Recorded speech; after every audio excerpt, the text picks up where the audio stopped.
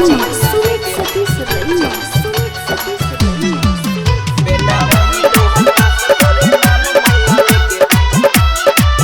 आप सुन रहे हैं बिहारी रोहित।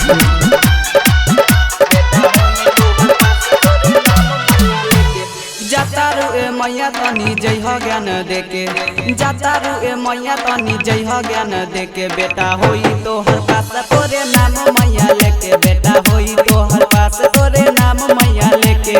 जातारू ए मैया तनी जय हो ज्ञान देके, जातारू ए मैया तनी जय हो ज्ञान देके, बेटा होई तो हर पास तोरे नाम मैया लेके, बेटा होई तो हर पास तोरे नाम मैया लेके।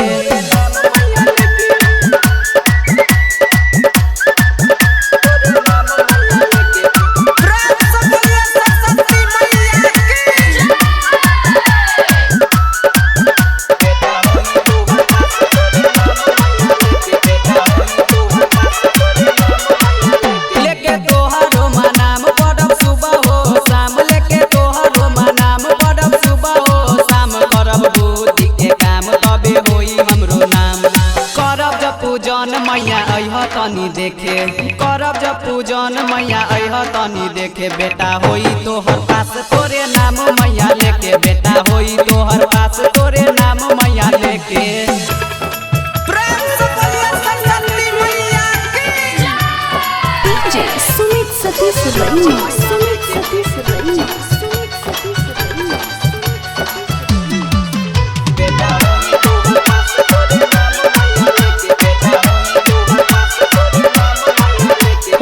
रिकॉर्डिंग स्टूडियो जीवन चौक मधुबनी।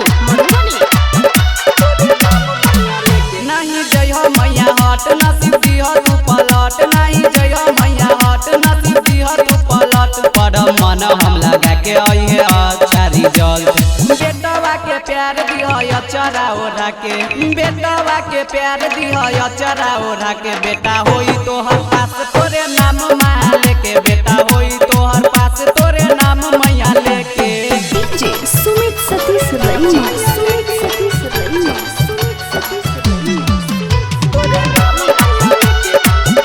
रिकॉर्डिंग स्टूडियो जीवन चौक मधुबनी।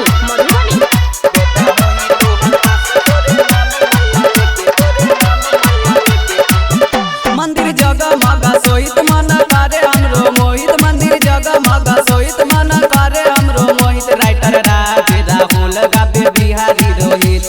अजय अलबेला भैया उपिंदर देखे, अजय अलबेला भैया उपिंदर देखे, बेटा होई तो हर पास तोरे नाम मैया लेके, बेटा होई